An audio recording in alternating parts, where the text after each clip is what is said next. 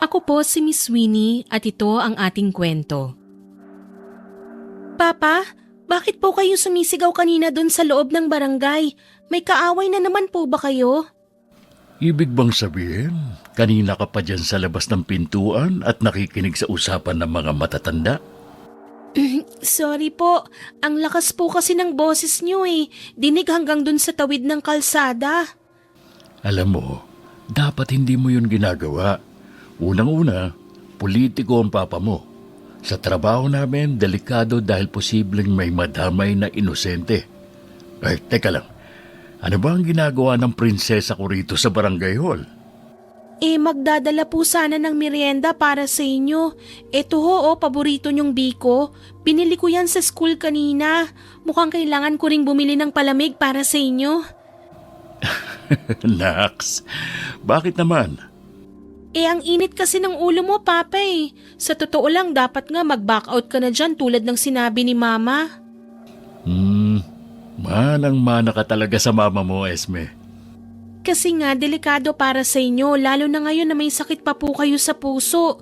Ayoko naman pong maulila. Shh! Huwag kang magsabi ng ganyan. Isa pa, ito na ang karera ng pamilya namin noon pa. Ang tumulong sa mga tao. Sanay naman din ako sa ganito, anak. Ay, dami niyo po talagang dahilan.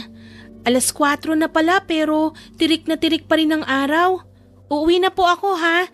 Dadaan po ako sa tindahan para magpa-deliver ng tubig. Ay siya, sige. Mag-iingat ka, ha? Ikandado mong maigi ang pinto at mukhang malilate ako ng uwi. Si Papa Jun na ang naging sandigan ko magmula nang mamatay si Mama. Masasabi ko napakaswerte ko pa rin na bata dahil hindi kailanman nagkulang si Papa sa pagpapalaki sa akin. Minsan nga, naiibsan ang kalungkutan ko dahil para nang buo ang pamilya namin dahil sa pag-aasikaso niya sa akin. Ngunit magmula nang makaupo ito sa pwesto bilang kapitan, may naging kahati na ako sa oras niya. Kadalasan, abala ito sa pamumuno sa iba't ibang organisasyon na bumubuo sa munting barangay namin. Habang ako naman, ginugugol na lang ang oras sa pag-aaral para dun man lang ay makabawi ako. Bago umuwi, sumaglit muna ako sa tindahan para magpa-deliver ng tubig. Oh, mukhang may maliit na chef na naman si Kapitan Jun ah.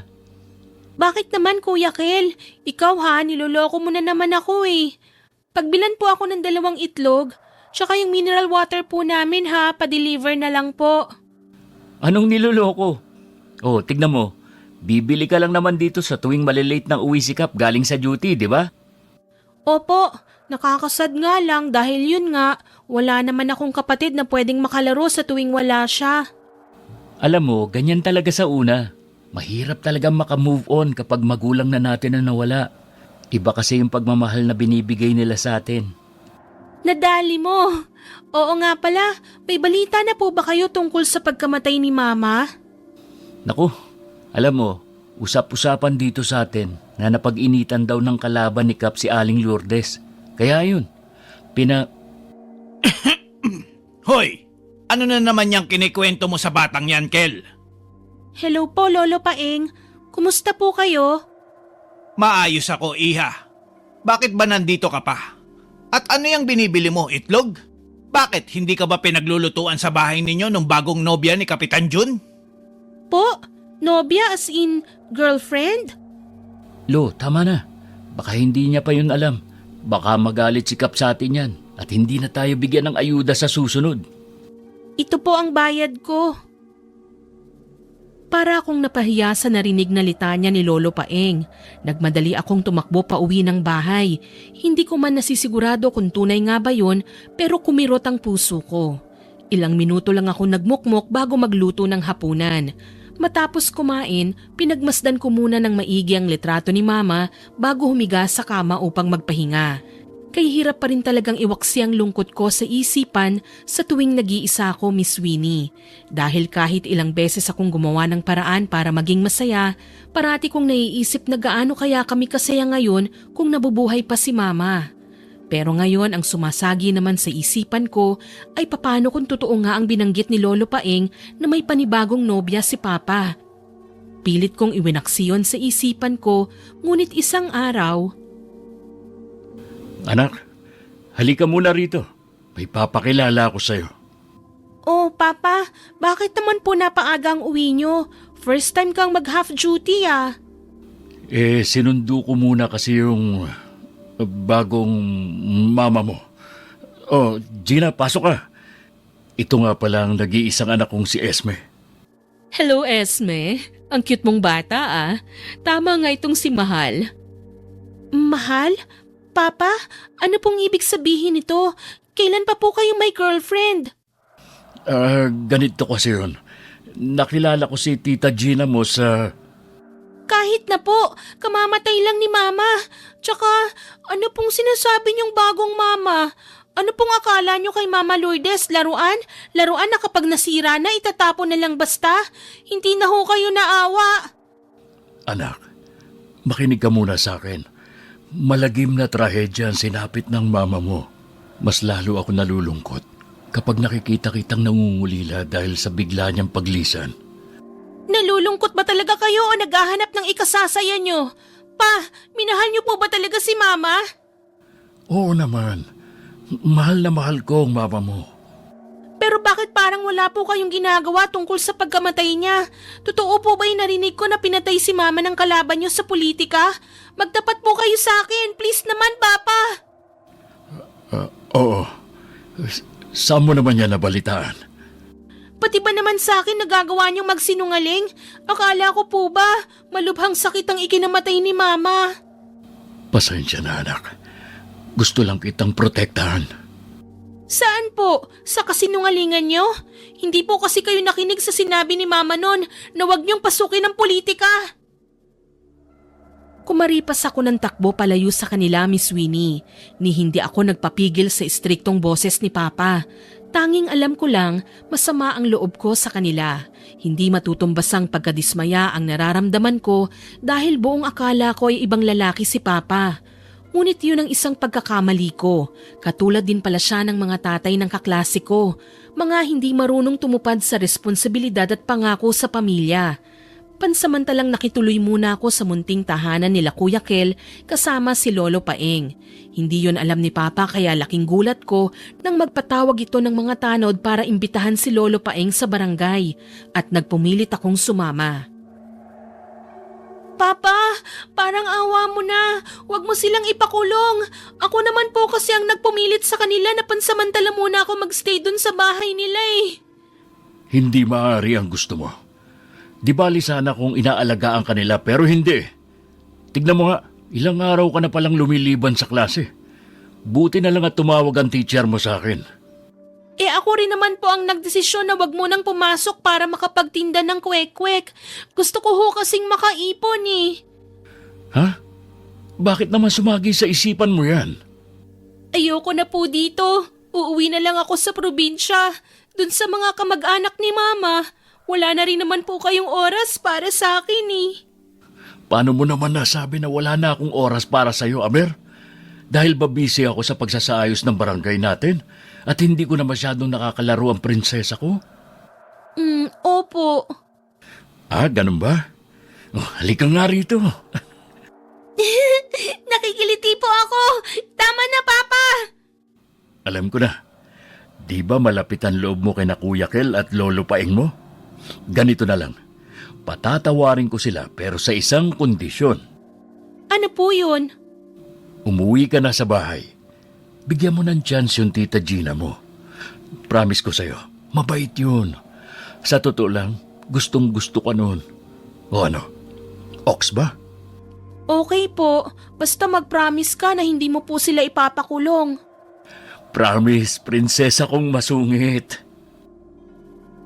Napatawad ko rin naman siya noong araw na yon, Miss Winnie. Isinaisip ko na lang na baka naunahan lang ako ng galit, kaya nahusgahan ko kagad ang pagkatao ng bagong nobya ni Papa. Tiyak din namang magagalit si Mama kung malalaman niya ang nagawa kong pagsagot ng pabalang kay Papa June. Sinunod ko ang kasunduan namin na bigyan ng chance si Tita Gina. Sinimulan ko yon sa pagkilati sa mga kilos nito. Madalas, pasimple ko lang itong pinagmamasdan sa tuwing maglilinis ito ng bahay. Sa mga panahong yun, masasabi ko na mabuting tao nga ito. Bukod kasi sa masinop si Tita Gina ay maalaga rin ito sa akin. Sa tuwing papasok din kasi ako ng school ay bumibeso pa ito sa akin. Heto nga palang baon mo, Esme. Pinabibigay yan ng Papa Jun mo.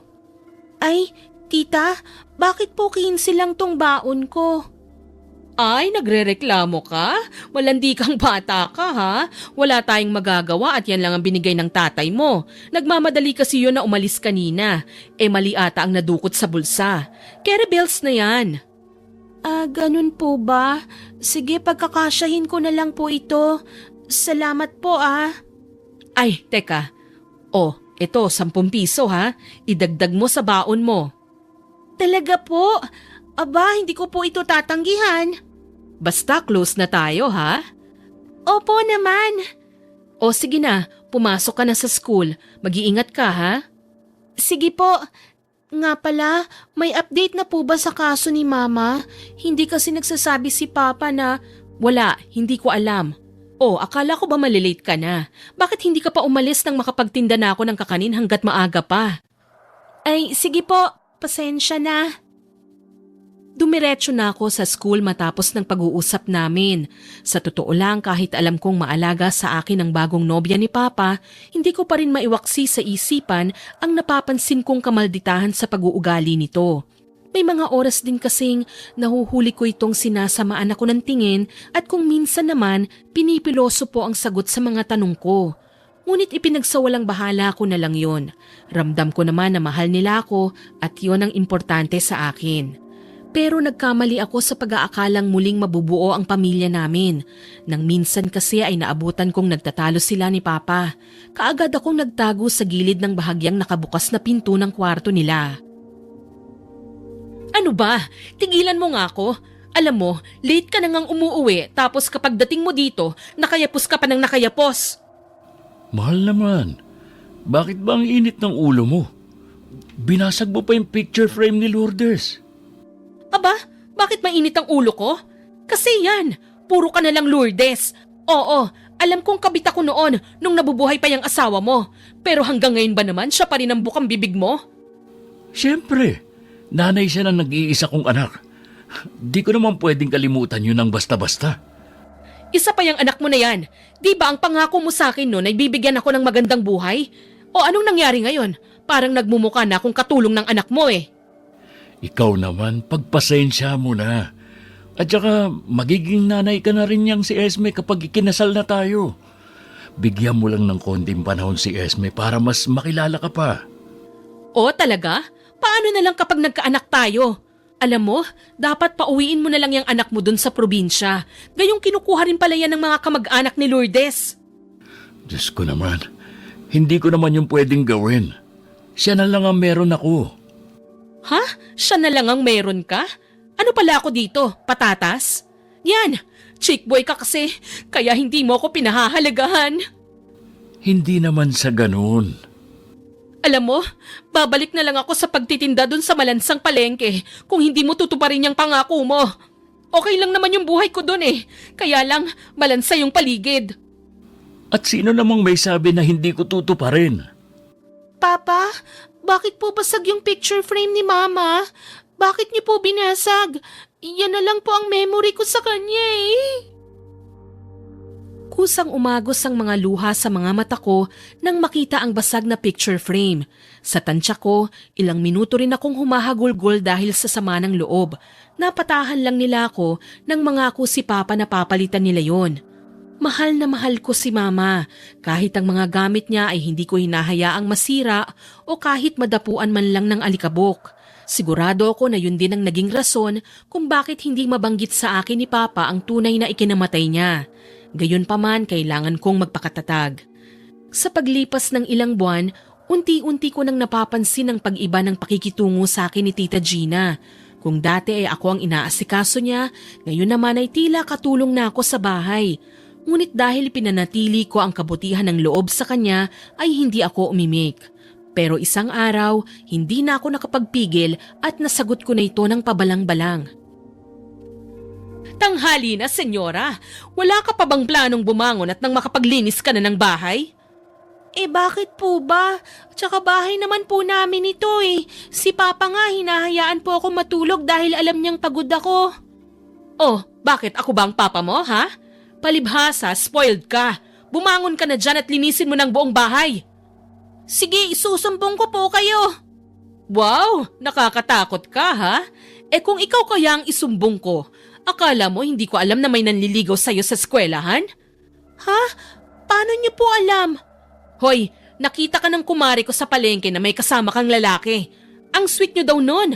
Malandi ka talaga? 14 ka pa lang? Manang-mana ka sa nanay mong malandi. Ha? Hindi malandi ang nanay ko. Oh, talaga? Di sige, chika mo yan eh. Che, dalian mo na dyan at maglinis ka na. Hindi mo ba nakikitang bagong cutics tong kuko ko? Hindi ko alam kung ano ang nagustuhan sa'yo ni Papa. Masama palang ugali nyo. Well, excuse me. Matagal nang nanliligaw sa akin si June bago pa mamatay ang nanay mong tigang. Ano naman po ang magugustuhan niya sa isang kagaya nyo? At saka excuse po yon, hindi excuse. Hindi na ako muling sumagot pa kay Tita Gina. Nanginginig na kasi ko sa inis at nararamdaman kong malapit ng tumulo ang luha ko, Miss Winnie. At hindi niya pwedeng masaksihan yon. Hindi ako papayag na makita niya ang kahinaan ko. Tahimik ko na lang na sinunod ang kagustuhan niyang linisin ng buong bahay.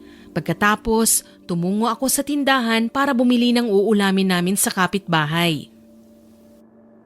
Oh, long time no see ah. Ngayon ka na lang uli bumili rito. Apo, kumusta ka naman? Pawis na pawis ka. Tsaka hinihingal ka rin. Kagagaling mo lang ba sa labuyan? Nako, dalaga ka na kaya't umiwas ka na sa pakikipaghabulan sa kalye. Ingatan mo ang kutis mo. Lola Berna, hindi naman po kasi ako naglaro. Pinagpawisan po ako dahil nilinis ko ang buong bahay. Pati bubong ho namin tinanggal ko ang mga dumi. Pati bubong? Aba, sino namang may sabi sa'yo na linisin yon? Katarik ng bubong nyo ah. Kusang loob lang po. Natakot po kasi ko na baka may pugad na ng ahas dun. Andun pa naman sa banda dun ang kwarto ko. O siya ho, mauna na po ako ha. Uy kuya, nasa na yung binibili kong 2 itlog? To talaga masyadong chismoso. Ay, eto pala. Teka lang, nag-iitlog ka na naman? Hindi ka na ba pinagluluto ni Aling Gina? Balita ko, dating pokpok daw yun ah.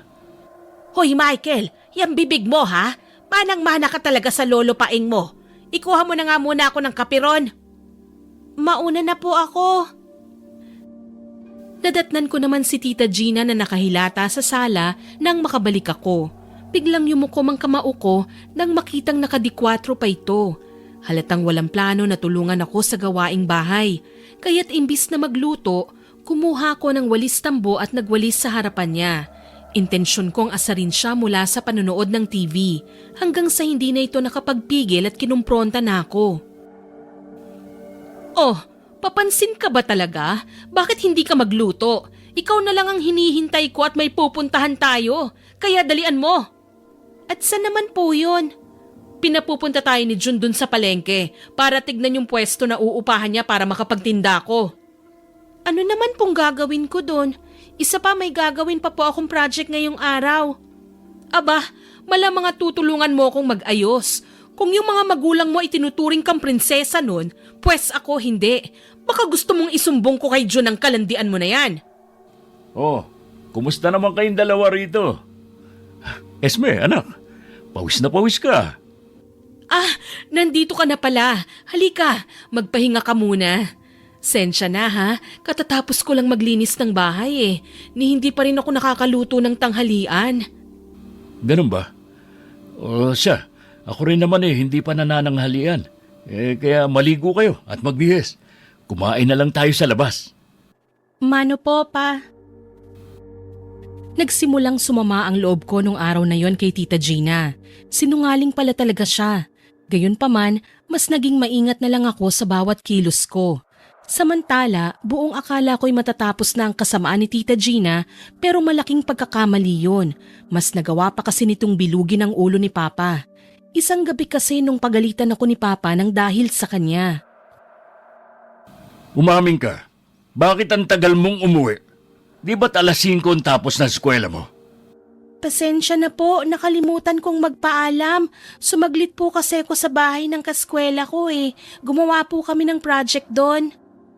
Gumawa ng project? Baka naman may iba na kayong ginagawa. Ha? Ano pong ibig niyong sabihin? Sinabi sa akin ni Tita Gina mo na meron daw nanliligaw sa'yo. Ano? Wala ka bang balak na sabihin yun sa akin? At ano naman po sa tingin niyo ang ginawa ko? Lumandi? Kaya ako na late nang uwi dahil tinapos po namin yung project. Gusto ko lang naman mapasama sa honor list. Bakit? Hindi ka ba lumalande, Esme? Diba binawalan na kita noon na tapusin ang pakikipag-usap sa lalaking nanliligaw sa'yo? Pero hindi ka nakinig. Hindi po totoo yung sinasabi niyo. Hanggang kailan niyo po ba bibilugin ang ulo ni Papa? Ano yung sinasabi mo? Marunong ka na sumagot-sagot ah. Saan mo yan natututunan? Sa pakikipagbarkada? Hindi ho. Sinasabi ko lang naman po ang totoo na sinungaling ang girlfriend niyo. Binabastos po niyan si Mama. Pati ko, ako nga po parati ang naglilinis ng bahay tuwing wala kayo eh. Hindi totoo yan, Esme. Kahit nagdadalang tao ako pa rin ang lahat ng gumagawa dito. Buntis? Bakit hindi ko to alam? Kasi nga nagkakaganyan ka. Nag-iiba na ugali mo. Puro ka Mama Lourdes. Matagal nang patay ang mama mo. Kinalimutan ko na siya. Sana ganun din ang gawin mo. Kinakalimutan? Kung ganun, handa na rin po akong kalimutan kayo bilang ama sa puso ko. Tila nalunok ko ang dila ko nang pagbuhatan ako ng kamay ni Papa. Sinalubong ko ng tingin ng mga nanlilisik niyang mata tsaka kumaripas ng takbo palayo. Sobrang bigat ng puso ko. Hindi ko alam kung paano huhugutin ang tinik mula rito. Dumiretso ako sa tindahan para magpalamig muna. Kaagad naman lumapit si Lolo Paeng nang makita ko. Oh, anong nangyari sa'yo at humahagulgul ka riyan? Umuwi ka na roon at baka ipatawag na naman kami ni Kapitan sa barangay. Pwede po bang dito muna ako? Aba, hindi maaari ang nais mo, Iha. Nakita mong kamunti ka na kaming makulong noon dahil sa pagkupkup sa'yo. Pinapagalitan po kasi ako ni Papa eh. Akala niya lumalandi ako kaya nalate ako ng uwi. Yun din daw po ang sumbong ni Tita Gina. Yan na nga ba ang sinasabi ko noon pa lang? Na kapag nakatuluyan niyang si Kapitan, ang babaeng walang delikadesa na yan, ay magkakalintik ang buhay ninyo. Halika muna sa loob. Malamok na riyan. Kumain ka na ba? Hindi pa po.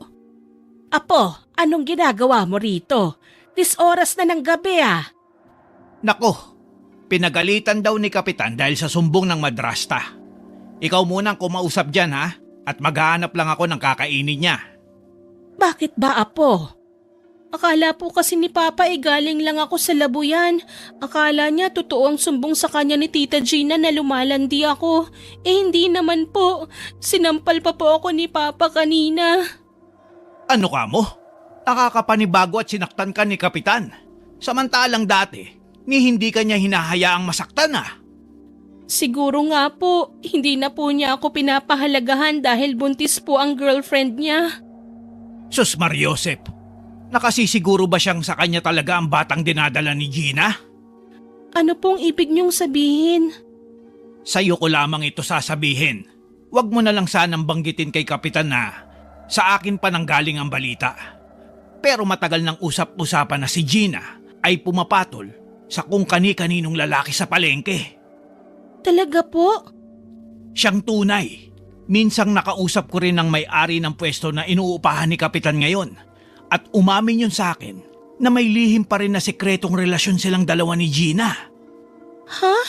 Kaya pala mas gusto ni Tita Gina na umupa ng pwesto ron kesa sa unang napili ni Papa June. Kaya't mag-iingat ka. Kung kinakailangan mong lumaban kung inaapi ka, gawin mo.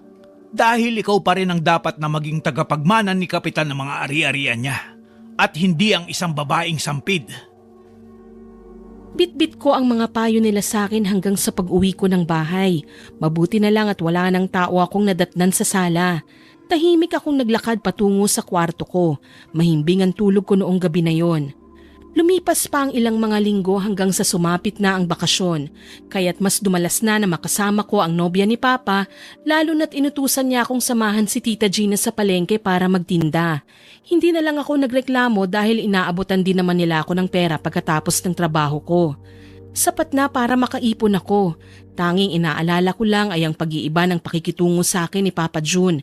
Ibang-iba na siya tuwing kausap ko. Nawala na ang lambing sa tono ng pananalita niya. Lahat yun ay paniguradong dahil sa impluensya ni Tita Gina. Hoy, ikaw, huwag ka na nakikipag-usap doon kina Kapaeng.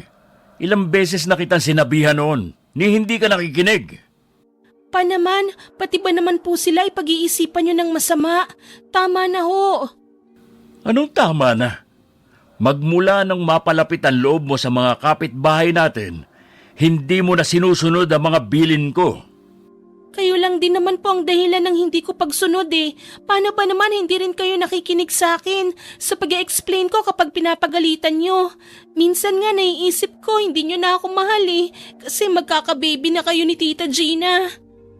At ano naman yan sinasabi mo? Napakamadamdamin mong bata ka. Mabuti pa, i-deliver mo muna yung mga isda doon kina Enrile. Bilisan mo bumalik ka rin kaagad. May sasabihin nga po pala ako sa inyo. Oh, ano ba yan? Nung minsan po kasi, narinig kong usapan ng mga tindera si Tita Gina. Sabi nila dati raw po siyang pokpok. Ay nako, sa totoo lang, totoo naman ang mga usapan nila. Alin po? Napokpok talaga siya? Shh! Ang bibig mo. Oo, dating nagtatrabaho sa club yung si Gina. Doon ko siya nakilala. Pero ngayon, nagbago na siya. Nagmamahalan na kaming dalawa. Siya, i-deliver mo na yan at baka maging bilasa pa.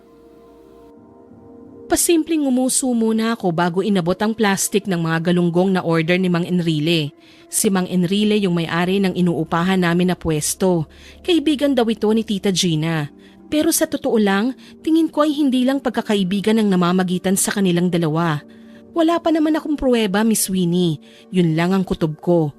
May mga araw kasi na nadaratnan ko si Mang Enrile na nakaluhod sa harap ni Tita Gina. Nakatapat ang tenga nito sa bandang tiyan ni Tita Gina at maingat nitong pinakikinggan ang pagtibok ng puso ng sanggol sa loob ng sinapupunan niya. Dahil bata pa lang ako, akala ko ay normal yon. Ngunit isang gabi, nadatnan kong magkayapos silang dalawa sa kama sa mismong kwarto pa nila ni Papa. Anong ibig sabihin nito? Bakit kayo nandyan sa kama ni Papa? Wait, magpapaliwanag ako. Lasing si Mang Enrile. Umiiyak siya kanina dahil naghiwalay na sila ng asawa niya. Sinungaling po kayo? Kailan niyo pa po niloloko si Papa? Isusumbong ko po kayo. Magsumbong ka. Anong akala mo? Masisindak mo ko sa ganyan mo? Magsumbong ka. Tignan natin kung sino ang paniniwalaan sa ating dalawa. Walang iya kayo. Niloloko niyo ang papa ko. Hindi na kayo naawa. Anong sabi mo? Walang ya ako? Aba, baka hindi mo alam. Baon sa utang sa akin ng tatay mong kurap. Hindi totoo yan. Hindi nangungurakot ang papa ko. O sige, ganito na lang. Subukan mo magsumbong. Papatayin ko ang tatay mo. Naintindihan mo? Isaksak mo yan sa kokote mo. Natahimik ako nang hugutin nito ang nakasukbit na baril sa bewang para ipakita sa akin. Nasindak ako, Miss Winnie. Ilang linggo ko rin na itinago yun kay Papa June kahit masakit para sa akin. Pasimple ko na lang siyang iniwasan para hindi mahalata na meron akong tinatagong sikreto. Sobrang takot ako na pati si Papa ay mawala sa akin. Subalit nagulat na lamang ako nang isang balita ang bumalot ng katatakutan sa barangay namin. Oh, bakit nandito po kayo, Kuya Kel? Anong nangyari? Ang papa mo, nasaan? Kailangan ko siyang makausap. Ha? Nandito po. Teka lang Papa, hinahanap po kayo ni Kuya Kel. Kapitan, kailangan namin ng tulong nyo. O bakit? Ano nangyari? Yung barkada ko po, natagpo ang patay sa ilalim ng tulay. Ano? Halika, samahan mo ko. Esme, maiwan ka muna rito. Ilak mo ang pinto. Naku, Buti nga sa kanila, mahilig kasing tumambay sa kalsada at kapag nasakta naman, hihingi ng tulong sa politiko. Tita, hindi po ba kayo naaawa sa kanila? Ganun na nga po ang sinapit ng tao, ganyan pa rin ang sasabihin nyo? Oh, kasalanan ko ba kung nagkandamatay sila? Di ba hindi? Bakit pa kasi tinupad ni Jun yung karpyo-karpyo na proyektong yan? Bakit naman ho? Anong bakit? Tonta ka talaga? Malamang nung nagkaroon ng curfew, wala nang magiging witness sa mga pagpatay sa mga adik at tambay. Kayo po, hindi po ba kayo natatakot? Aba, saan naman? Napapansin ko po kasi tuwing lumalabas kayo ay madaling araw na kayo nakakauwi. So, sinasabi mong isa ako sa suspect? Aba, dyan ka na nga, Che! Marahan akong hinagod ng masamang tingin niya bago ko talikuran. Naguguluhan din ako sa mga sagot niya, Miss Winnie. Ang defensive kasing pakinggan para sa akin noon. Samantala, hindi ko napigilan ang sarili na lumabas ng bahay para magtungo sa tindahan ng matanawan ko si Lolo Paeng. Alam niyo po ba kung anong nangyari sa kaibigan ni Kuya Kel? Nandito na sila. Nandito na sila. Paparating na ang gabi ng lagim. Sino po? Natatakot po ako. Baka po mamaya ay sumunod ako. May nakapasok po bang sindikato sa lugar natin? Huminahon ka, Iha. Basta palagi ka mag-iingat. Huwag kang basta lamang na magtitiwala sa kung kani-kanino. Maging wais ka sa desisyon mo at sa mga taong nakakasalamuha mo araw-araw. Bakit po? Ano po bang nangyari?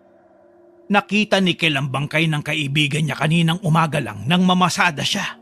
Ayon sa kanya, nawawala na raw ang laman loob nito. Wakwak ang tiyan. Hala, ganun po ba? Nakakatakot po. Ano pong gagawin natin? Maging maingat. Kung maaaring wag ka nang lumabas tuwing sasapit ang gabi, gawin mo. Dalaga ka pa naman.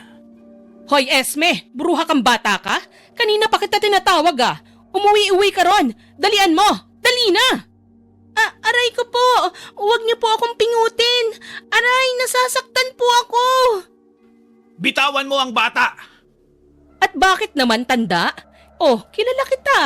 Di ba ikaw yung matandang albularyo no na nakapatay ng customer? Kumusta sa kulungan? Bagay na bagay ka dun. Tama na po. Wala kayong karapatan para pagsabihan si Lolo ng ganyan. Bastos ka. Walang iya kang bata ka? Ako pang bastos sa ating dalawa? Ikaw ang walang iya.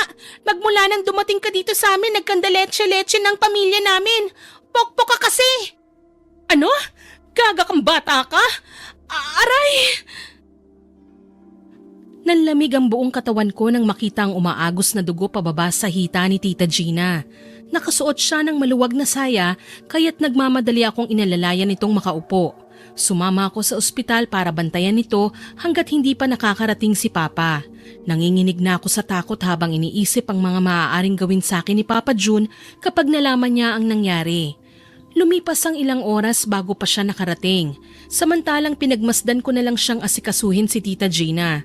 Punong-puno ng pag-aalala ang mukha niya noong nalaman niyang ako ang rason ng pagdurugo ni Tita Gina. Buisit! Ikaw pala may kasalanan kung bakit nakunan si Gina. Walang hiya ka. Bakit? Anong dahilan at ginawa mo yun? Naiinggit ka ba? Papa, hindi po sa ganon. Nagawa ko lang naman pong sumagot sa kanya dahil po kinutya niya si Lolo Paeng. At nagawa mo pang ipagtanggol yung matandang hukluban na yan? Naiimpluwensyahan ka na ba nila? Sila ba nagtuturo sa'yo na sumagot-sagot sa amin? Hindi po. Pero yung girlfriend niyo, alam niyo po ba kung ilang beses na niya akong minamaltrato at pinagsasabihan ng masasakit na salita? Nagagawa niya yun dahil mahal niya tayo. Mahal? Ganun po ba ang mapagmahal na magulang? Kayo, mahal niyo pa po ba ako? Huwag mong ibahin ang kwento, Esme. Pinag-uusapan natin dito ay yung kabastusan mo sa amin. Hindi naman ho ako magiging bastos kung hindi dahil sa inyo Masyado po kayong naniniwala sa kanya. Sinungaling po yan. Anong prueba mo na sinungaling siya? Ang tagal ko pong itinago sa inyo kasi natatakot po ako. Tinakot po nila ako. Pero nung gabi na umuwi ako ay nadatnan ko si Mang Enrile sa kama. Magkayapos po sila. Ano? Bakit ngayon mo lang sinabi sa akin? Dahil hindi naman po kayo maniniwala sa akin eh. Ibang-iba na ho kayo, hindi katulad ng dati. Isa pa, pinakitaan ako ni Mang Enrile ng baril. Sabi niya papatayin niya raw po kayo kapag nagsumbong ako. Magkasama kaming umuwi ni Papa June. Iniwan niya si Tita Gina roon. Isang araw ng umaga, namulat na lang ang mga mata ko dahil sa pagtatalo nilang dalawa. Ngayon mo pa talaga ako palalayasin kung kailan kagagaling ko lang ng ospital? Paano ng mga pangako mo, June? Pangako? Pangako na dapat sana'y tutuparin ko. Pero ano? Nagpapagamit ka sa iba kapag wala ako. Ano? Hindi yan totoo. Alam mo namang ikaw lang ang mahal ko. Kasinungalingan! Kalapastanganan ang ginawa mong to sa akin, Gina. Binigay ko lahat sa'yo.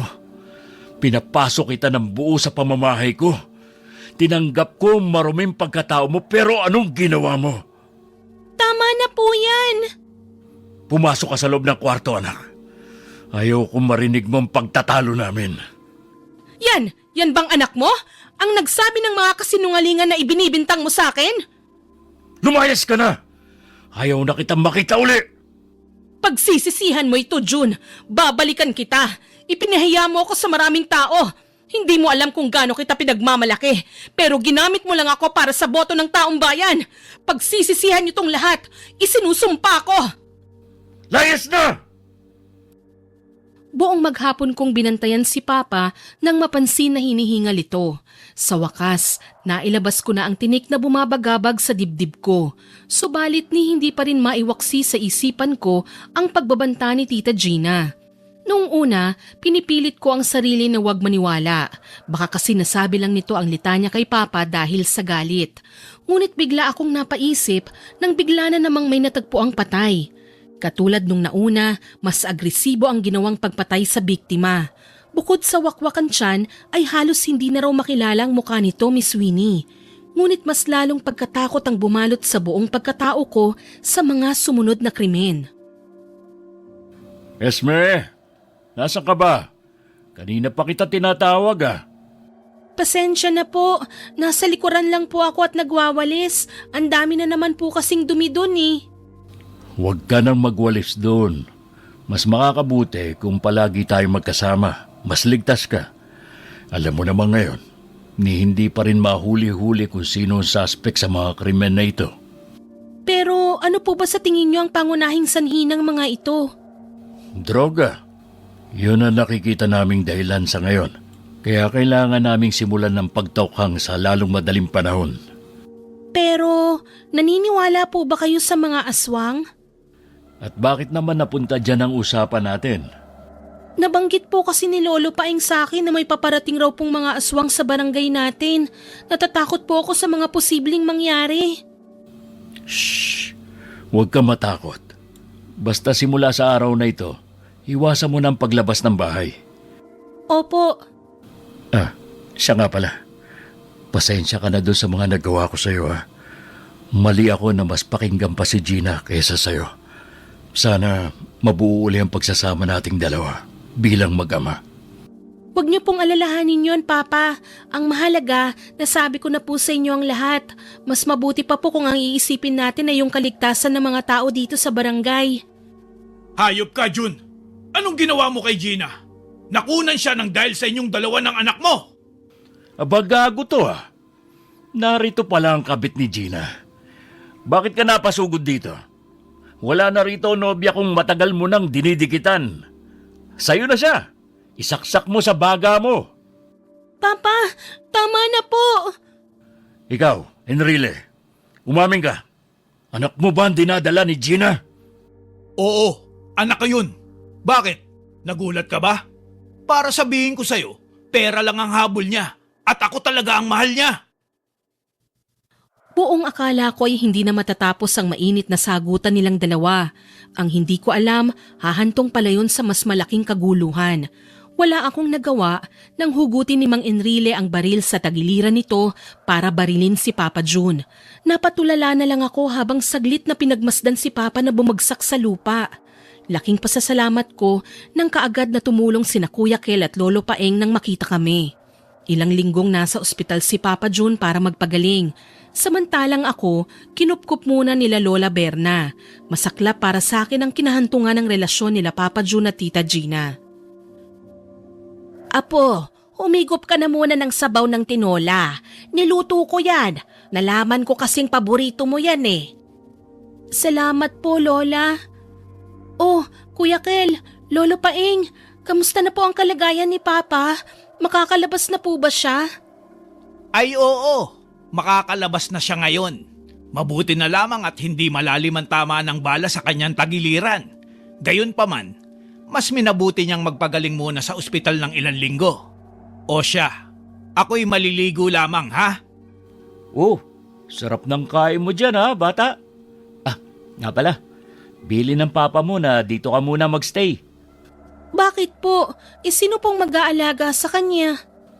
Huwag mo na raw siyang alalahanin dahil kaya naman daw niya. Ewan ko ba? Mukhang maghihiganti yata siya kay Mang Enrile. Shh! Puro ka naman kalokohan. Ikaw na muna dyan at may aayusin lang ako sa kusina. Ay, nandito pala kayo. Siyempre, biro lang yun. Gusto ko lang namang gumaan ang pakiramdam ni Esme. Parang nakababatang kapatid ko na yan eh. Di ba, Apir? Kung ganun, dapat gumala tayo. Ilibot mo ako sa park kung totoo ngang nakakabatang kapatid mo ko. Maganda na dun sa perya. Malapit na ring magpiesta. Ay, oo nga no. Sige, mamaya. Pero ipagpapaalam muna kita kay Kap. Naku, wag na.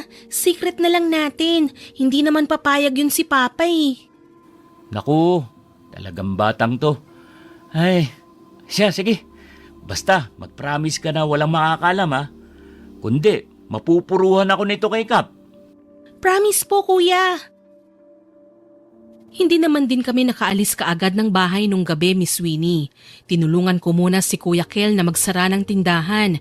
Hinintay din naming mahimbing na ang tulog nila Lolo at Lola bago kami tumakas. Sa totoo lang, kahit hindi namin sila tunay na kamag-anak, ay para ng tunay na kadugo ang turing nila sa akin. Yun ay dahil sa kaklose nila si Mama noon.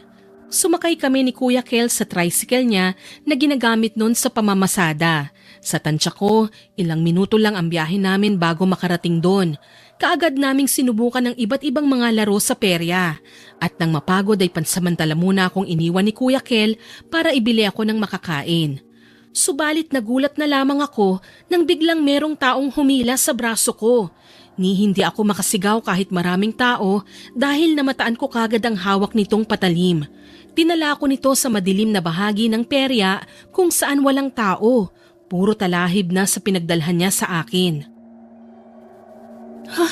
Tita Gina, ano pong ginagawa niyo? Isusumbong ko po kayo. Diyan ka naman magaling eh, kasi sumbongera ka. Akala mo ba hindi ko kayo babalikan? Kayo ang may kasalanan kung bakit nakunan ako. Ninakaw niyo ang anak ko sa akin. Mga walang iya kayo. Pero kayo po ang unang nagloko. Kayo ang pumasok sa buhay ni Papa. Tinanggap ka ho niya kahit maruming babae ka. Pero anong ginawa niyo? Sinira niyo ang tiwala sa ni Papa. Higit sa lahat, pinaako mo sa kanyang sanggol na hindi naman siya ang ama. Yun naman talaga dapat ang ginagawa sa tatay mong walang kwenta. Dapat pineperahan. Kung ganon, kayo po ang walang ya. Tulo! Shh! Huwag kang maingay. Subukan mong may makarinig sa'yo. Gigilitan kita ng buhay. Bakit niyo po ba ako dinala rito? Pakawalan niyo na po ako. Ayoko pang mamatay. Hindi naman kita papatayin eh. May ipapakita lang ako sa'yo. Nanlaki ang mga mata ko nang lunukin ni Tita Gina ang bato na dinukot niya mula sa bulsa. Halos maging estatwa ang buong katawan ko nang makita ang pag-iibang anyo niya, Miss Winnie. Nagkaroon siya ng mga mahahaba't matutulis na pangil. Nanlilisik ang mga matang nilalang na nasa harapan ko. Muntik na niya akong patayin. Mabuti na lang at nailigtas ako ni Kuya Kel bago pa man ako kagatin ng nilalang. Sa kasamaang palad, nakatakbo siya kagad palayo sa amin matapos itong buhusan ng asin ni Kuya Kel. Ano yung nilalang na yun? Aswang? Paano kanyang muntik nang biktimahin?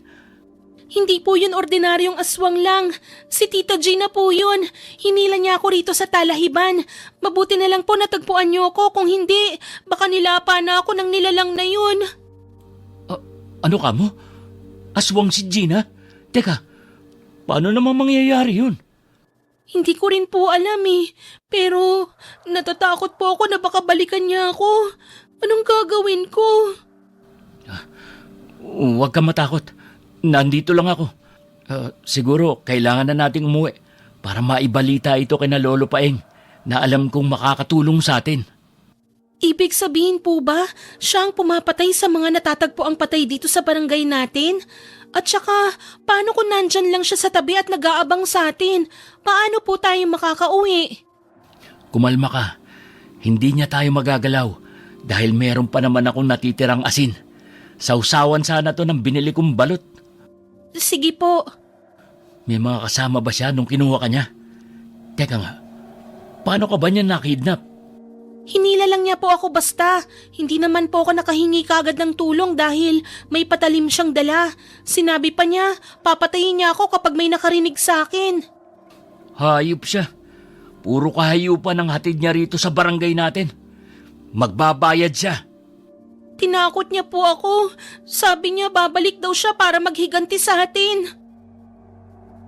Nagmamadali kaming umuwi ni Kuya Kel. Nadatnan namin na nasa harapan na ng tindahan si Lolo Paeng at hinahanap kami. Nasermonan pa nga si Kuya Kel dahil sa ginawa naming pagtakas. Nang kumalma na ang dalawang matanda, doon na namin isinumbong ang lahat. Bakas na bakas ang pag-aalala sa mukha ni Lolo Paeng kaya't kaagad muna kaming pinapasok sa loob ng bahay nito. Kinausap niya kami na mas lalong mag-ingat mula kay Tita Gina. Sabi ko na nga ba, tama ang nararamdaman kong kakaiba dyan sa babaeng yan. Sana pala, nakinig na lang ako sa kutob ko noon para wala nang madamay. Kutob? Ano pong kutob? Noong araw na makunan yan, hindi siya makatingin sa mata ko. Buong akala ko, ganun talaga siya dahil sa marami siyang itinatagong sikreto. Ngunit nagkamali ako. Isa pala siyang aswang. Kung ganun, paano po siya naging aswang? Sabi ng mga katropa ko sa akin, bayarang babae ang si Gina. Kadalasan daw ng mga customer niya mga suki sa tindahan sa palengke. Yan ang nararapat nating alamin, Kel. Kunin mo ang mga kagamitan ko sa likod ng bahay. Ikaw naman, dito ka lang, Esme, ha? Opo, natatakot po ako. Paano kung balikan niya ako sa bahay namin? Paano kung pati si Papay idamay niya? Ayoko pong maulila. Kumalma ka, Iha. Magmula sa gabing ito, hindi ko nahahayaan na meron pang mabiktima yang si Gina. Siya nga pala, maaari mo bang ikwento sa akin kung paano mo nakita yang si Gina na maging aswang? Nakakatakot po ang itsura niya. Para siyang baliw. Meron po siyang nilulun na bato pagkatapos naging aswang po siya. Lintik, nasa kanya ang mutya ng aswang. Ngayon, kinakailangan nating malaman kung kanino niya nakuha yon. Mutya? Ano po yun? Shh! Baka marinig tayo ni Berna. Mahabang kwento, Iha. Sa ngayon, kinakailangan natin matukoy ang pinanggalingan nun. Baka po may kinalaman si Mang Enrile. Magsanggang dikit po kasi sila ni Tita Gina Kinabukasan, binalitaan nila kagad si Papa Jun tungkol sa malatrahedyang nangyari sa akin. Mabilis naman ang aksyon na ginawa ng mga barangay tanod. Kaagad silang nagsagawa ng checkpoints, Miss Winnie. Kaya lang mas pinaniniwalaan nila na baka may teroristang nakapasok sa lugar namin. Habang kami naman ni Lolo Paeng ay abala sa paghahanap kay Mang Enrile. Ilang linggo kaming naghanap bago pa namin ito natukoy. Nasa ibang lugar na siya at kasalukuyang naglalaro ng sabong kasama ang mga lalaking hindi namin nakikilala. Buwisit! Kayo na naman! Ano bang kailangan nyo sa akin? Pera? Aba sabihin nyo! Perwisyo kayo sa buhay ko eh! Nasaan si Gina? Ilabas mo siya! Malay ko! Mukha ba akong hanapan ng nawawalang tao? Tsaka sino ka ba? Uy, teka. Ikaw yung apo nung nakulong na albularyo, di ba? Ano kung ako nga? Alam mo, wala akong planong magsayang ng oras para kausapin ka. Sabihin mo na lang kung nasan si Gina para tapos na ito. Hindi ko nga alam. Bakit ba ang kulit mong bugo ka? At nagsama ka pa talaga ng bata, ha? Hoy, Esme, mag-iingat ka. Apo ng kriminal yang kasama mo. Sige ka, baka ikaw na ang nakahandusay dyan sa kalye. Walang iya kayo. Kung meron man dapat mamatay, kayo dapat yun. Binaril niyo si Papa. Bakit hindi pa kayo nakukulong? Dahil may kakampi kong politiko. Oh, bakit parang nagulat ka?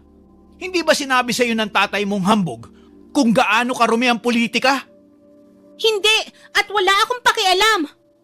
Sige, pero para sabihin ko sa'yo, malapit nang patalsikin si Jun sa pwesto. Dahil kumabit siya sa isang maruming babae.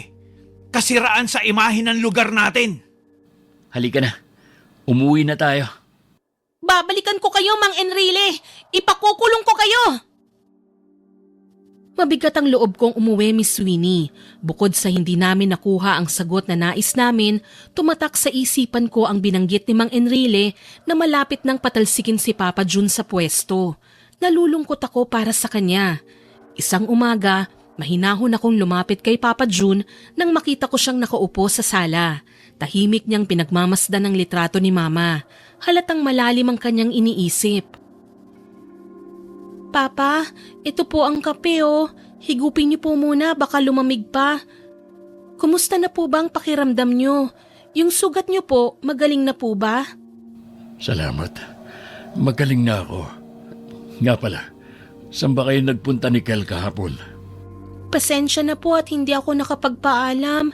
Pero sinubukan po naming hanapin si Mang Enrile para sana itanong kung saan nagtatago si Tita Gina. Hindi mo na dapat gawin yun, anak. Isa pa, hindi mo naman yun trabaho. Dapat nga igugulin mo ang oras mo para maghanda sa susunod na pasukan. Nagigilty po kasi ko kung hindi ko kayo tutulungan eh. Bakit naman? Dahil po naisip ko na isa rin naman ako sa may kasalanan kung bakit nagkaganito ang sitwasyon natin ngayon. Hinayaan ko kayong paikuti ni Tita Gina, ni hindi ko rin po natupad ang pangako ko kay Mama na aalagaan at babantayan ko po kayo. Huwag mo nang alalahanin yun. Wala ka namang kasalanan. At saka matagal nang natuldukan ang relasyon namin ni Gina. Yung relasyon nyo lang po ang natuldukan, yung problema hindi pa. Anong ibig mong sabihin? Totoo po ba na mapapatalsik na kayo sa posisyon nyo bilang kapitan? Saan mo naman nalaman ang tungkol dyan? Hindi pa naman isinasa publiko ang balitang yan ah.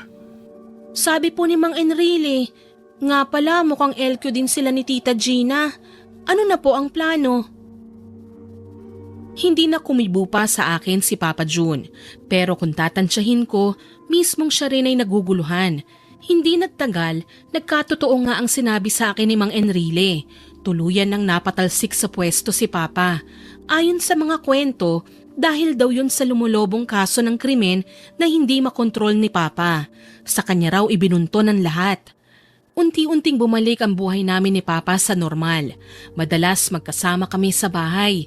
Kung minsan naman ay nagtutungo siya sa palengke para mag-supply ng mga isda. Kami ang sandigan ng isa't isa, kaya't hindi kami makakapayag na magkahiwalay kami. Subalit hindi pa rin natapos doon ang lahat dahil mas dumalas ang mga natatagpo ang patay sa barangay maging sa ibang lugar. Kaya dali-daling kinausap ni Papa si Lolo Paeng upang humingi ng payo. Kailangan ninyong mag-ingat. Kayo ang pakay ni Gina. Hindi siya lulubay hanggat hindi nakakapaghiganti sa inyong pamilya. Maging mapanuri kayo sa paligid. Wala bang ibang paraan para wakasan ang mga ito? Masyado lang maraming nabibiktima si Gina. Tiyak na lubusan siyang nagalit. Magmula nang namatay ang anak sa sinapupunan niya. Opo, napanood ko po yung palabas kamukha ng nangyari ngayon. Yung kurason ang unang aswang. Pero bakit hindi po mga bata ang binibiktima niya? Bakit pati ang mga matatanda isinasama niyang biktimahin? Dahil magmula nang hiwalayan ni Kapitan Jun si Gina, ay pakiramdam nito'y wala na siyang kwentang babae. Naging usap-usapan din siya sa palengke ng mga dati niyang kumare. Naging tampulan siya ng kwento magmula nang ikalat ni Enrile ang sekreto niya sa madla. Ano? Kung hindi pa ninyo alam, matagal nang hiniwalayan ni Enrile si Gina magmula nang malaman nitong hindi rin sa kanya ang bata sa sinapupunan ng nobya mo noon. Ibig sabihin, may kabit pa siyang iba? Panigurado ang sinasabi mo. Hindi ako makapaniwala sa balitang hatid ni Lolo Paeng, Miss Winnie. 3 lalaki ang nagawa niyang pagsabay-sabayin. Kaagad namang kumilos si Papa June para hanapin ito. Hindi ko na siya napigilan. Mabuti na lang natagpuan niya ito. Ayon sa narinig kong usapan nila, binigyan daw nito ng mutya ng aswang si Tita Gina upang makapaghiganti sa amin noon. Wala raw itong kaide-ideya na gagamitin ito sa mas masamang paraan. Wika ni Lolo Paeng, kinakailangan naming magsagawa ng programa kung paano labanan ng mga aswang. Subalit walang nakinig sa kanya at nabugbog pa siya. Galit pa rin sa kanya ang mga tao dahil sa aksidenteng pagpatay niya sa nagpapagamot noon sa kanya. Kumusta na po ang pakiramdam niyo? Sana ay maging maayos na po ang pakiramdam niyo. Naniniwala naman po ako sa inyo eh. Salamat, Iha. Ngunit mas makabubuti siguro kung magmula sa araw na ito ay putulin na natin ang koneksyon sa isa't isa. Ha? Bakit naman po? Ano pong problema? Nakita mo naman siguro kung paano ko saktan ng mga tao. Kung paano nila walang awang bugbugin ako. Natatakot ako na baka pati ikaw ay madamay. Huwag po kayong mag-alala. Kung sila hindi naniniwala, iibahin niyo po ako. Alam ko naman pong hindi niyo sinasadya ang nangyari. Pero ano po ba talaga ang nangyari noon? Taong 1987, aksidenteng napatay ko ang isang turista na dumayo rito na magtangka akong gamutin siya. Kinulam siya. Akala ng marami, ginahasa ko ang turista kaya ako nakulong. Ginahasa? Bakit? Hindi po ba nila inimbestigahan? May kaya ang pamilya nila. Huli ko nang nalaman na pinalabas nila na ginalaw ko nga ang kaawa-awang biktima para ako ang madiin sa kaso. Ngunit alam ng Diyos na inosente ako. Wala akong ginagawang masama. Naniniwala po ako sa inyo. Kung ganon, maaari niyo po ba akong turuan ng mga kakayahan niyo sa paglaban sa mga aswang? Maaari. Pangako ko sa'yo. Tuturuan kita kapag tuluyan na akong gumaling. Ilang linggo pa ang lumipas bago tuluyang gumaling si Lolo Paeng sa mga sugat at mga pasa na natamo niya. Tinuruan niya ako kung paano gamitin ang buntot pagi at kung saan dapat hampasin ang aswang gamit ito. Matagal-tagal din ako bago natuto dahil maingat ko ring inaral ang tamang paggamit ng itak. Sa huli, nalaman ko rin na mayroong angking kakayahan si Kuya Kel sa paglaban sa mga aswang. Oh, magaling ka nang humawak ng sandata. Anong plano mo ngayon? Pwede niyo po ba akong samahan na rumonda tuwing gabi? Seryoso ka? Alam mo, bukod sa kakayahan, kailangan mo rin ng lakas ng loob para harapin ang mga aswang. Hindi sila basta-basta ang mga nilalang. Naiintindihan mo? Opo, kaya nga sana samahan niyo ko. Sino pa bang magtutulungan bukod sa ating dalawa? Tayo lang yata ang may kakayahang lumaban sa mga aswang dito sa lugar natin eh. Kung sa bagay, may point ka. G ka ba mamayang gabi? Magkita tayo sa labas, mga 11:00. Susunduin kita sa bahay nyo. Basta siguruhin mo lang na hindi ka makikita ni Kap, ha? Opo. Noong gabi nga na yon ay tinupad ko ang usapan namin ni Kuya Kel. Maingat akong lumabas ng bahay. Nadatnan ko siyang nakaupo sa harapan ng kanilang tindahan. Halos 11:00 na nang makalabas ako. Anong oras na rin kasing tumungo si Papa sa kwarto para magpahinga. Samantalang ako, gising na gising pa. Wala nang masyadong tao sa labas nang magsimula kaming rumonda kahit malapit na ang piyesta. Iniiwasan din kasi ng mga tao na mabiktima sila ng pinaniniwalaang terorista na kumikitil ng buhay sa lugar.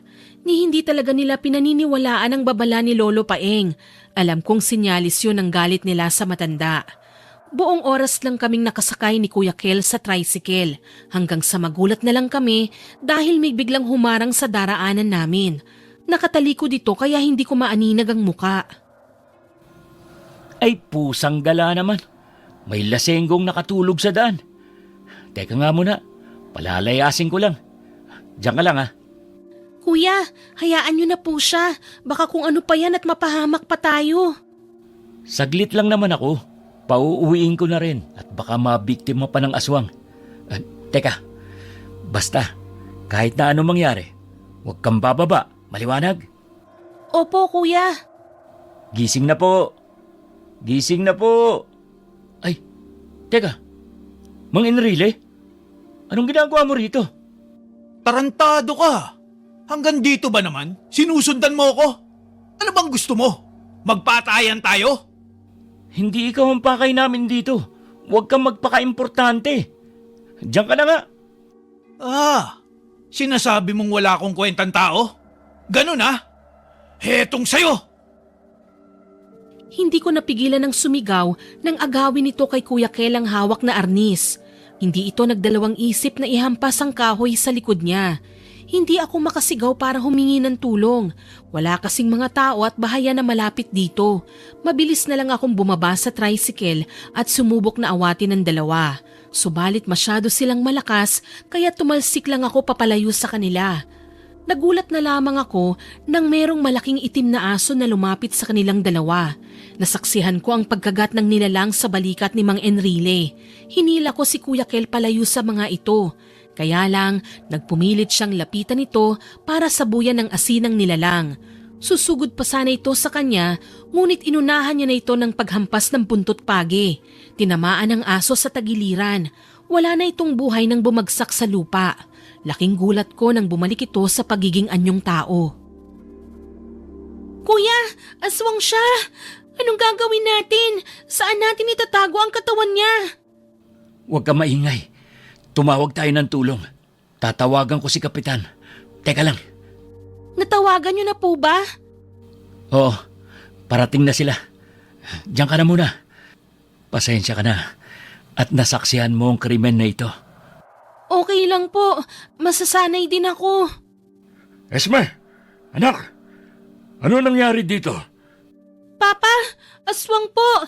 Nakapatay po kami ng aswang. Dapat po iroronda lang kami pero si Mang Enrile po. Lasing siya. Humarang siya sa dadaanan. Kaya napatrobol kami, Kap. Pero nagulat na lang kami dahil merong malaking aso na umatake sa kanya. Pa, hindi lang si Tita Gina yung aswang. Meron pa pong iba. Lintik yan. Walang dapat makaalam nito.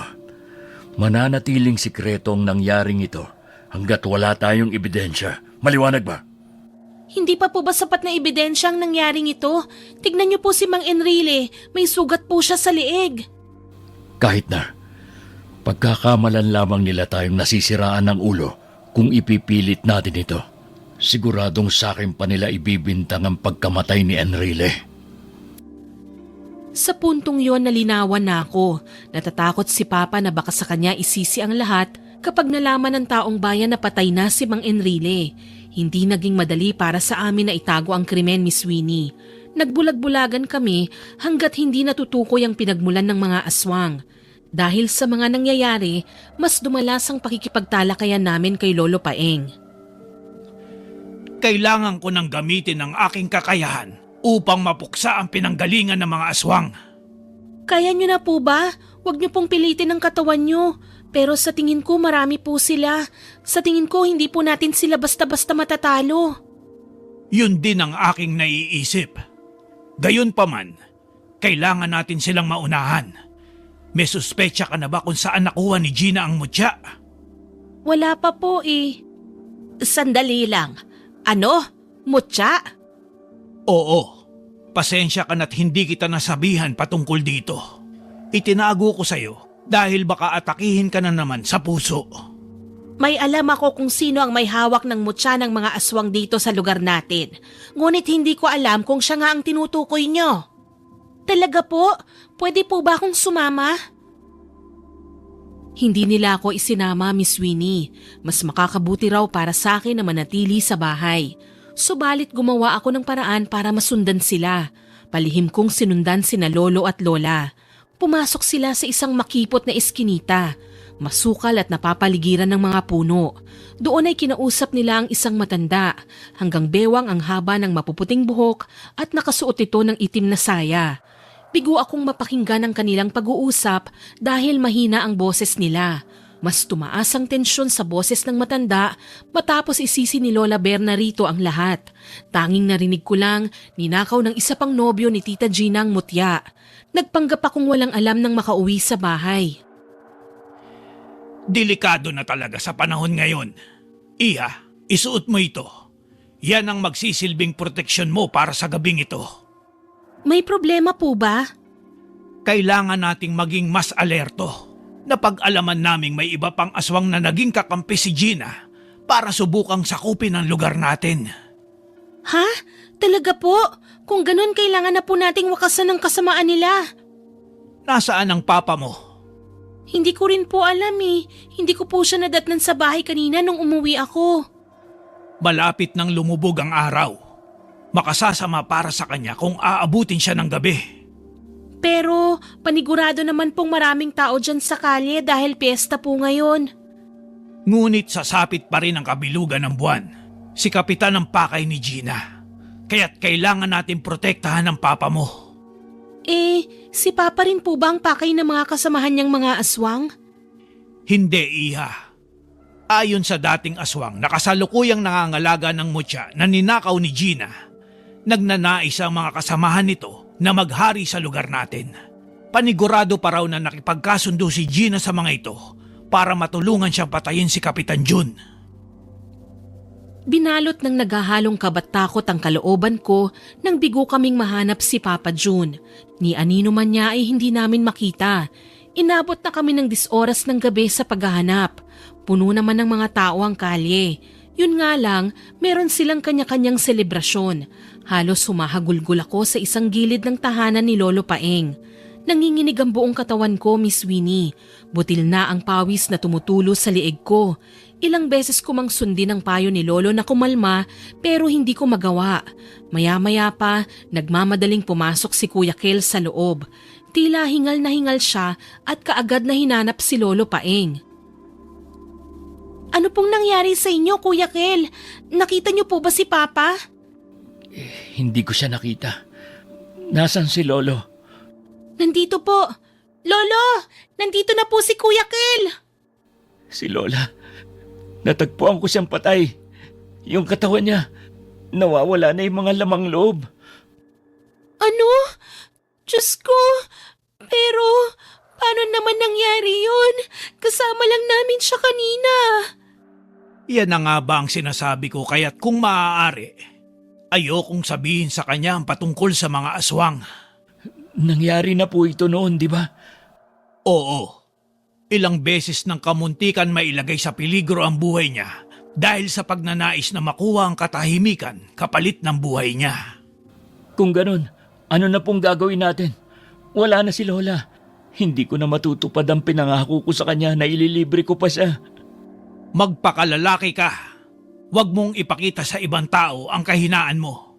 Tanging maipagkakaloob na lang natin sa kanya ay ang hustisya. At ibibigay natin yun sa kanya ngayong gabi ring ito. Napatiim ako sa binitiwang litanya ni Kuya Kel. Bakas sa mga mukha nila ang katapangan ng isang taong nawalan ng mahal sa buhay. Hindi na sila nagsayang pa ng oras. Kanya-kanya silang dampot ng mga armas na nakalatag sa lamesa. Gayon din ang ginawa ko. Maingat na kinuha ko ang kwintas na bawang at isinabit ito sa aking leeg. Buong tapang naming tinahak ang madilim at masukal na daan patungo sa kung saan natagpuan ang bangkay ni Lola Berna. Hindi ko napigilan na tumulo ang mga luha ko nang makita ang karumal-dumal na sinapit nito. Katulad ng ibang biktima, wala na ring bituka si Lola. Maya-maya pa, isang malakas na hangin ang humampas sa aming muka dahilan para mapuwing kaming tatlo. Sa pagmulat ng mga mata namin, nasa harapan namin si Tita Gina at ang 5 naglalakihang aso. Nanlaki ang mga mata ko nang mamataan si Papa Jun. Puro bahid ng dugo ang katawan niya galing sa mga malalaking kalmot. Ha? Papa! Teka, huwag kang lalapit sa kanila, Esme. Masyado silang marami. Pero kailangan ko pong iligtas ang papa ko. Hindi naman po sila basta-basta makakalapit sa akin eh. Kahit na, hindi tayo nakasisiguro. Wag na wag po kayong magkakamaling saktan si Papa. Ibalik niyo po siya sa amin. Please lang. At anong akala mo sa akin? Uto-uto? Ilang linggo kong pinaghirapan na patayin si June. Kung hindi dahil sa'yo, nagtagumpay na sana ako sa plano ko. Walang iya ka! Ginamit mo lang pala si Papa! Dahil sa'yo nasira ang pamilya namin! Etong sa'yo! Sige, subukan mo magsaboy ng asin. Sisiguraduhin kong matatapyas ang ulo ng Papa mo! Ano po ba talaga ang gusto nyo? Bakit po ba kayo naninira ng pamilya? Wala po bang nagmahal sa inyo? Hindi po ba kayo inaruga nung... Tumigil ka! Oo, maaari niyong husgahan ng pagkatao ko. Bata pa lang ako, inggit na ako sa mga batang may buong pamilya. Kaya heto, nangako ako na kapag lumaki ako naman ang sisira sa pamilya nyo. Inggitera po pala talaga kayo eh. Naputol ang pag-uusap namin ni Tita Gina nang merong yanggaw na sumulpot mula sa likuran namin, Miss Winnie. Swerte na lang namin dahil naramdaman ito kagad ni Kuya Kel. Hinampas niya ito gamit ang buntot pagi hanggang sa mawalan nito ng buhay. Bumalik sa anyong tao ang aswang. Nakatakbo na si Tita Gina nang maibalik ang atensyon namin sa kanila. Kaagad naman ding nagsimula ang pag-atake ng mga malalaking aso sa amin. Bawat nilalang ay nakakatikim ng hagupit ni Kuya Kel at Lolo Paeng. Samantalang ako, mabilis na hinabol si Tita Gina kung saang direksyon ito tumakbo. Hindi naman din lingid sa kaalaman ko ang direksyon na pinagtunguhan niya dahil 100 lang naman ang maaari nitong tahakin. Naabutan ko itong nakatayo sa gitna ng dilim. Nanlilisik pa ang mga mata nitong nakatitig sa akin. Hindi ako nagpatinag, Miss Winnie. Biglang yumukom ang mga kamao ko. Inilabas ko ang matalim na itak mula sa kinalalagyan nito. Kahit ano pang kasamaan ang gawin mo, hindi ka pa rin mananalo sa amin. At talagang nagbitbit ka pa ng ganyan, bata. Anong akala mo? Matatakot ako sa'yo? Kayo ang dapat na matakot sa akin. Talaga naman nakakatakot kayo. Bakit? Dahil isa kang linta. Proud ka sa pagiging kabit? Dahil walang may gusto sa'yo. Hindi totoo yan. Inggitera ka. Paanong hindi totoo? Desperada ka nga eh. Ngayon, tayo ang magtutuos. Matapang ka lang naman dahil meron kang pangontra sa aswang, pero wala kang utak. Panatag ang loob kong hubarin ang lahat ng pangontra na nakasabit sa leeg ko. Sa totoo lang, napipikon ako sa mga litanya na sinasabi ni Tita Gina. Gayunpaman, bibigyan ko siya ng patas na laban. Ipinakita ko sa kanyang inihagis ko ang bawang at agimat sa malayo. Marahan akong napapikit. Inalala ang bawat itinuro sa akin ni Lolo Paeng. Ngunit nawala sa isipan kong meron nga palang mutya si Tita Gina. Nilunok niya ito sa harapan ko. Malaking pagkakamali yon para sa akin. Katulad ng inaasahan, nag-ibang anyo na naman ito. Sinubukan kong tagain ang nilalang nang sugurin ako nito. Subalit masyado itong maliksi. Daplis lang ang inabot nito sa akin, Miss Winnie. Nanlilisik ang mga mata nito. Mahaba ang mga pangil nito. Sa mga sumunod na pagsugod nito sa akin, napuruhan na ako ng nilalang. Nakalmot nito ang likod ko kaya natumba ko. Nabitiwan ko rin ang hawak kong armas. Pinilit kong abutin ang itak, ngunit nabigo ako. Sabi ko naman sa'yo wala kang binatbat dahil lampa ka.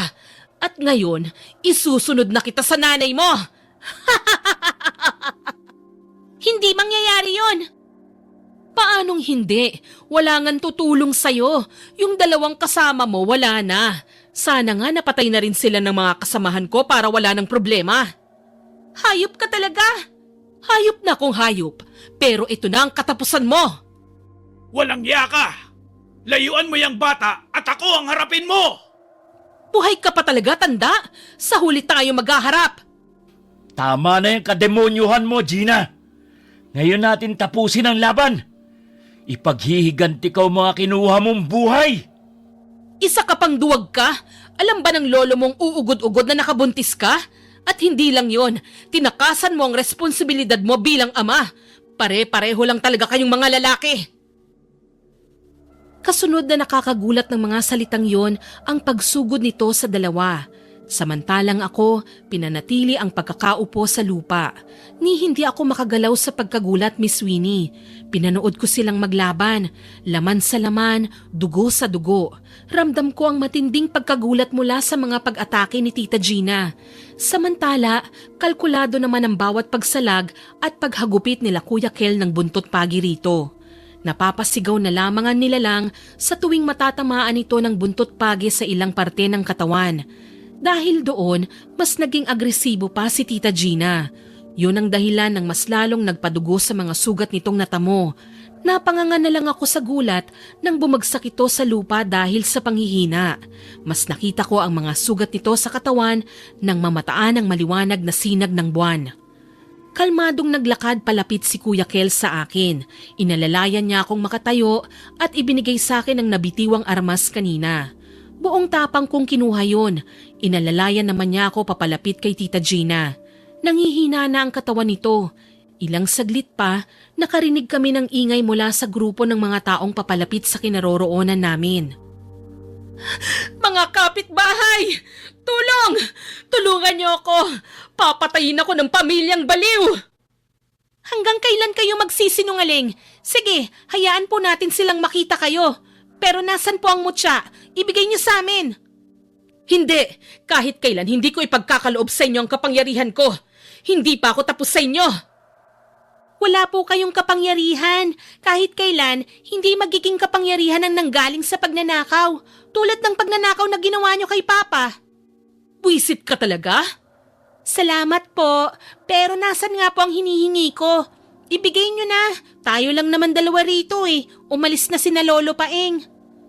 Kapag ibinigay ko ba sa'yo, tutulungan mo akong makatakas? Ha? Anak? Opo. O sige, heto, alagaan mo yan ha. Makapangyarihan yan. Tulungan mo akong makatayo. Teka, anong ginagawa mo? Bakit mo ko tinatali? Pasensya na po. Hindi po kasi ako utu-uto. Ako ang magwawakas sa kasamaan ninyo. Mahigpit kong tinali ang mga kamay niya sa likod, Miss Winnie. Siniguro kong hindi ito makakawala pa. Pagkatapos, nagmadali akong tumakbo papalapit kina Lolo Paeng na ngayon ay kasama na ang mga taong bayan. Mas nagliwanag pa ang kagubatan dahil sa mga lampara na bitbit nila. Ipinaliwanag nila Lolo Paeng at Kuya Kel na si Tita Gina ay isang aswang. Noong una hindi pa naniniwala ang mga ito, ngunit ipinakita ko ang bato na mutya. Sa huli, napaamin din namin si Tita Gina. Inako nito ang kasalanan sa pagpatay sa mga kababayan namin. Binuhat si Tita Gina ng mga tao. Iginapos nila ito sa isang malaking patay na puno ng mangga. Pinuhusan ito ng gasolina at saka sinilaban. Sa harap namin, unti-unting nasunog ang katawan nito. Tanging palahaw na lang nito ang narinig namin bago pa man ito bawian ng buhay. Nang masigurong ligtas na ang lahat, pinuntahan namin si Papa June. Nakahandusay ang katawan nito sa lupa. Napanatag naman ang loob ko nang mahigpit nitong hawakan ang kamay ko. Nagpagaling naman si Papa sa ospital ng ilang buwan bago pa siya tuluyang makalabas. Sa kasamaang palad, nabulag ang isang mata niya dahil sa kalmot ni Tita Gina. Gayunpaman, laking pasasalamat ko na nabuhay siya. May makakasama pa rin ako sa buhay. Sa araw ng kaarawan ko, naghanda ng magarbong sorpresa si Papa June sa akin na siyang nagpatulo ng luha ko. Wow! Sa wakas may cake na rin ako sa birthday ko. Salamat po sa pagtupad ng wish ko. Wala yun. Alam mo, kahit dalaga ka na, ikaw pa rin ang nag-iisang prinsesa ko. I love you, Papa. I love you too, anak. Sana maging masaya ka sa kaarawan mo. Hindi lang po masaya, sobrang saya po dahil nabigyan natin ng maayos na burol ang mga naging biktima. Pero grabe po talaga ang nagagawa ng inggit sa katawan ng tao, no? Oo, kung hindi natin kokontrolin ang inggit sa katawan natin, mawawalan din tayo ng kontrol sa sarili natin. Maaari tayong makasakit ng kapwa. Oo nga po, kaya malaking pasasalamat ko dahil pinalaki niyo ako ng mabuti. Look, malaki rin ang pasasalamat namin ni Mama Lourdes na ipinagkaloob ka sa amin. Hoy, birthday girl! Hello po, Kap. Ipapakilala ko lang po sana sa inyo yung girlfriend ko. Malapit na rin po kaming ikasal. Oh, talaga? Ba, magandang balita yan ah. Siya po ba yung nabuntis mo noon, Kuya Kel? Shh! Ikaw ah, chismosa ka na rin. Anong palagi kong bilin sa'yo? Na? Na wag makikinig sa usapan ng iba. Sorry po, hindi ko lang po napigilan. O sige, halika kayo. Kumain muna kayo. Nakangiti akong pinagmasdan si Papa na asikasuhin ang mga bisita namin. Doon ko napagtanto ang layo na ng narating namin sa buhay. Kahit walang tumatayo bilang ilaw ng tahanan, mananatili pa rin ang mama ko sa puso't isipan namin. Dapit hapon na nang matapos ang simpleng salo-salo. Tahimik akong bumisita sa tindahan nila Lolo Paeng para kumustahin ito. Nadatnan ko itong nakahiga sa papag. Ibinalita rin kasi ni Kuya Kel sa amin na may sakit si Lolo. Dinamdam daw nito ang biglang pagkawala ng kanyang asawa na si Lola Berna. Hello po, magandang hapon. Dadalhan ko lang po sana kayo ng makakain, Lolo. Ito po ang sopas, oh. Salamat naman, Iha. Kumusta na po ang kalagayan niyo? Hindi na kailan pa magiging maayos. Nawala na ang mahal ko. Ano pang silbi ng buhay ko at ng bagay na ipinangako namin sa altar? Nais ko nang sumunod sa kanya. Naku, wag po kayong magsalita ng ganyan. Sinasabi ko lamang ang totoo. Siya, kapag nawala ako, sa'yo ko ipagkakaloobang mo siya. Alagaan mo ito, ha? Opo, pero babalik pa po bang mga aswang? Maaari. Marami pa sila. Ngunit panatag na ako dahil alam kong maayos kong naipamana ang kakayahan ko sa inyo. Maraming salamat sa sopas. Umuwi ka na at baka hinahanap ka na. Saktong paglisan ko ay doon naman pala binawian ng buhay si Lolo Paeng. Isa ako sa mga nagbantay sa burol niya. Matapos ang lahat, mas naging matibay pa ang relasyon namin ni Papa June sa isa't isa. Mas nagmahalan pa kami, inalagaan at pinrotektahan ang isa't isa. Sana po ay nagustuhan niyo ang binahagi kong kwento. Bago ko po tapusin ito, gusto ko pong mag-shoutout sa mga masusugid nating listeners. Shoutout po kina Miss Vicky Yabut from Bahrain, Miss Estela da Silva from Switzerland, sa Vikai's Kitchen from Cairo, Egypt, Miss Bless Fam na nag-comment po sa Karma ng Pabayang Magulang upload na nakikinig po siya sa atin habang naglalaban ng kurtina at bedsheets. Naku, sana po napapagaan ko ang trabaho nyo sa mga kwentong ina-upload po natin. Shoutout din po kay Miss Ellen Obias na nag-comment po na dina-download daw po niya ang mga stories natin para mapakinggan habang nagdadialysis. Malaking tulong daw po yun sa 4 na oras niyang treatment. Ma'am, hangad ko po ang inyong paggaling at magkaroon kayo ng mabuting kalusugan. Kay Sir Francisco Neng from Saudi Arabia, kay Miss Jennifer De La Vida na avid listener daw po natin from Zamboanga, Sibugay, kay Miss Mila Cordero from London, kay Miss Noreen Butron from Pasig, kay Cristiani Moncada at sa mga medtech ng Princess Margaret Hospital sa Bahamas, kay Miss Myla Dumalag at Ma'am Alma Hornales na lagi pong nag-heart sa mga upload natin. Sa Eneria family po, Miss Jessica Rojas from Kuwait, kay Miss Rose Ann Rama, kay Miss Chris Alcantara at kay Miss Mel Santarita o The Traveler na heart sender po sa ating mga upload, kay Ma'am Basanta Mila at kay Miss Herlin Gabison. Salamat po sa pagko-comment at pag-like nyo sa mga upload natin. Muli, ako po si Miss Winnie na nagpapasalamat sa inyong pakikinig.